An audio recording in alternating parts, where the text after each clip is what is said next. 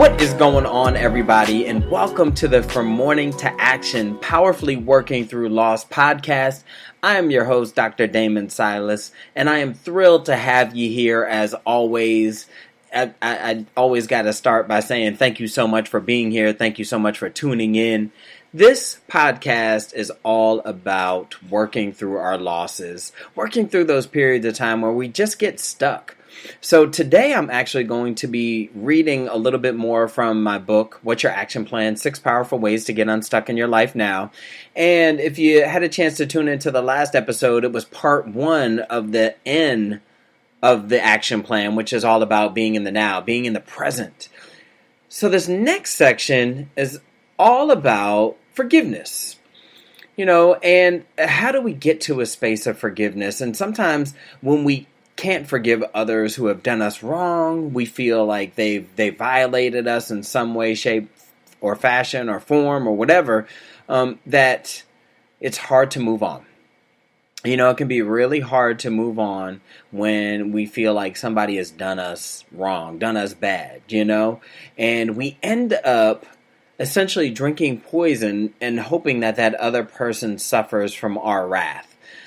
But in reality, we just end up suffering from the effects of not forgiving those people or that person. So I'd like to talk to you a little bit about that today. And again, as I say always, if you haven't had a chance to check out the other episodes, be it the ones where I talk about what the letters of the action plan are all about, or even some of the ones where I interview other people going through losses and how they have continued to powerfully work through theirs, do yourself a favor and check those out. I would love to hear your feedback. You can like, subscribe, listen over and over again, suggest it to somebody else, whatever you do, I don't care. But just support in any way possible. I always greatly appreciate it. So again, I'm going to get on to the reading and we'll take it from there, y'all. So forgiveness and acceptance, the last 2 frontiers of moving forward and being fully present. I leave these 2 as the last because they're oftentimes the hardest to get to. Now granted, you may hear someone say after someone else has done them wrong or harm, I forgive that person. However, do they really feel it in their body, in their mind, in their soul? We can give something lip service because it seems like it's the right thing to do. We're taught to forgive but don't forget, whether through our religious upbringings or elsewhere. By virtue of using the word but within this sentence negates the first item of this sentence, which is forgiveness. By not forgetting, you clearly have the goal in mind of learning from past hurt, protecting yourself from past hurt and pain. However, by putting these 2 concepts together, we're actually doing a disservice to the concept. So what if the statement was something of the like? Forgive, period, and remember those things that have been hurtful, period. Feels a little bit different, doesn't it? Even so, we're placing value on the fact that the 2 are still deeply intertwined, and I would beg to differ. Forgiveness is a concept that is taught to us within a lot of religious dogmas. We're taught that we are forgiven for our sins, that Jesus, Yahweh, whomever you pray to, forgives you for your sins. It also assumes that we are always doing wrong and that forgiveness is an automatic process that in essence resets us. What if it's not such an automatic and easy process? Well, for some, it clearly is not. I've had people come into therapy as adults because they have had a hard time forgiving the caregivers, the family members, siblings, or even friends in their lives who they feel have done them wrong at some point or another in their lives. They cannot let these past hurts and indiscretions fall by the wayside. It would mean, in their minds, that they are condoning the behaviors that were hurtful to begin with. So they're left with this film that remains over their eyesight that taints every other interaction and experience they had because of their willingness, or at times even need, to hold on to the anger. They know nothing different, and the thought of letting this person off the hook by forgiving them is unfathomable to them. It brings me to the quote about forgiveness that goes something like this. To not forgive someone is like drinking poison and hoping that the other person dies from it, as I was saying at the beginning of this podcast. This really does hit the nail on the head.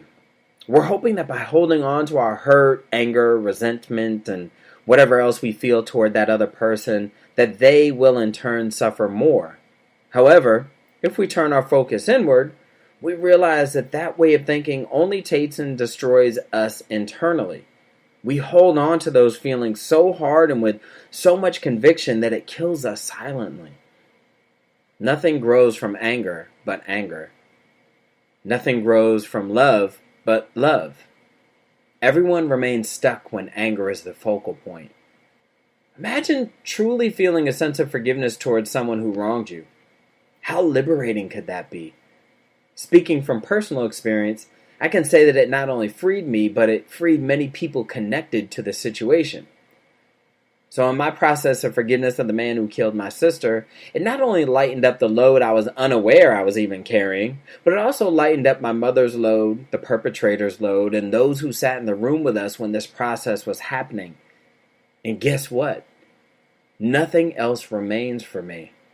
It freed up so much unknown mental and emotional space where it feels done, complete, kaput, finito. And going back to the original statement of forgiveness being tied to forgetting, it's not as though I forget what this person did to my sister. It's that I no longer have to hold space in my mind to consciously remember it to the point where it consumes me, or even subconsciously remember it so it consumes me. It's just something that happened in the past, and presently I am a completely different person.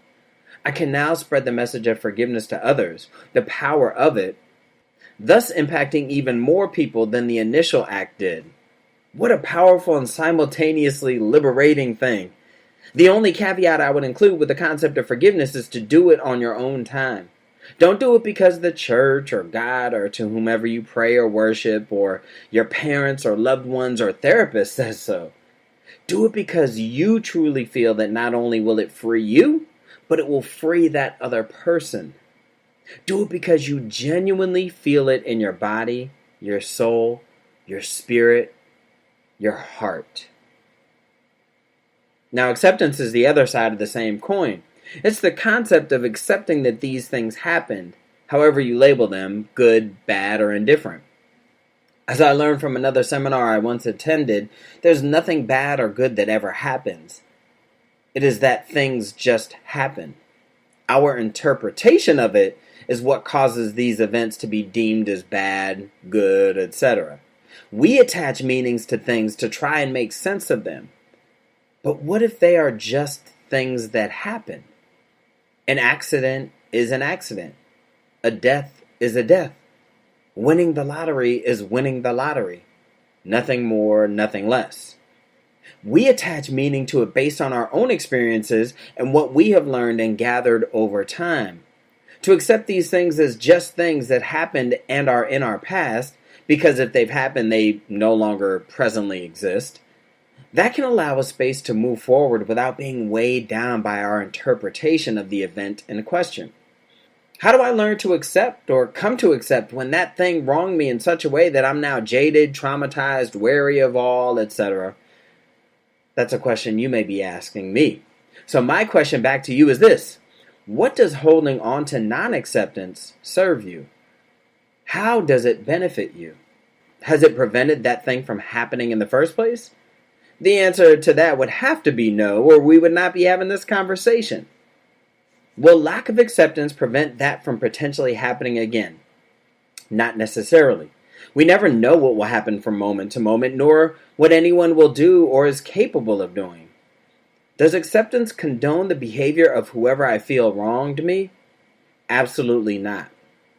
It is only acceptance of a situation that a moment in time occurred and you have mentally and emotionally accepted that the event did indeed occur. Otherwise, we're talking about denial or even something deeper like repression. Acceptance acknowledges that something happened and impacted you in some way. It can then allow you to powerfully choose how to cope. Powerful choice is just that. It puts the power back in your hands, not the perpetrator's. You get to choose how you deal with any given situation moving forward. Sure, that person did something where your reaction was a negative one, but what if that situation was put there for you to learn something? What if it was there to wake you from a slumber? What if it was put there for you to then spread that knowledge and awareness to others who may not have been able to hear that message from anyone else?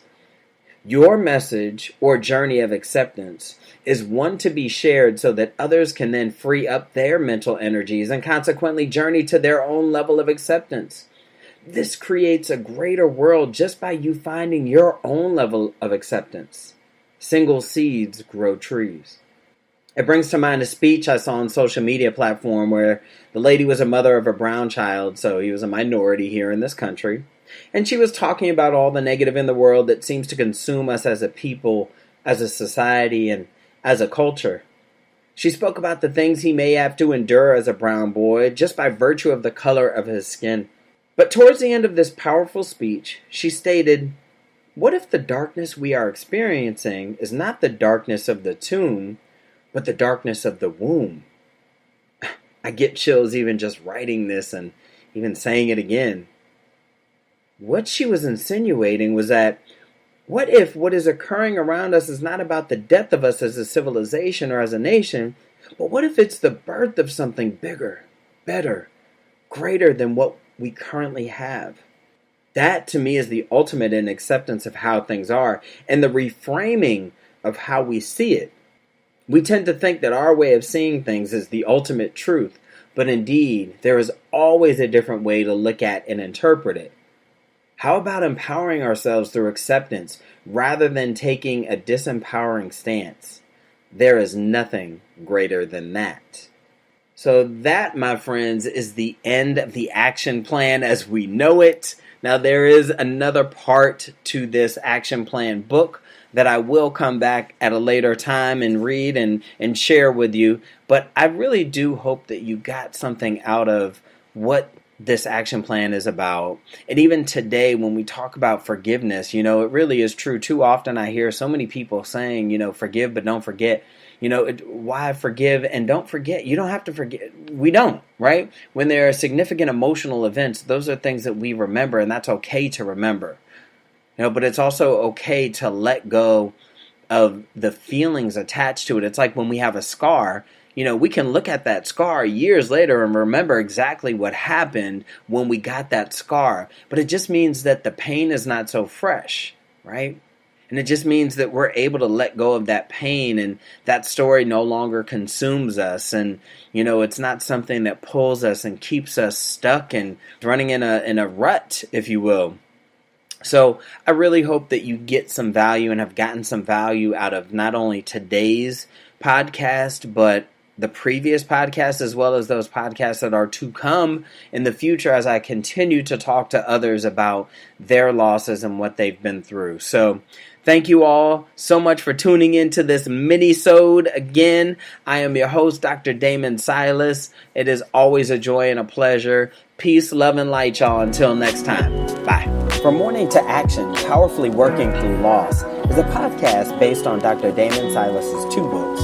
The first is From Mourning to Night, Overcoming Loss, and the second one is What's Your Action Plan? 6 powerful ways to get unstuck in your life now. Be sure to check those 2 books out on the website www.damonsilaspsychology.com/store. You can also go on Amazon, Barnes & Noble, or wherever you can find any books and check that book out there. Furthermore, if you like what you hear, feel free to leave a review, and I'm always looking for guests. So please feel free to send an email to damon@tippingpointwellnessllc.com. And as always, thanks for tuning in. Peace, love, and light, y'all.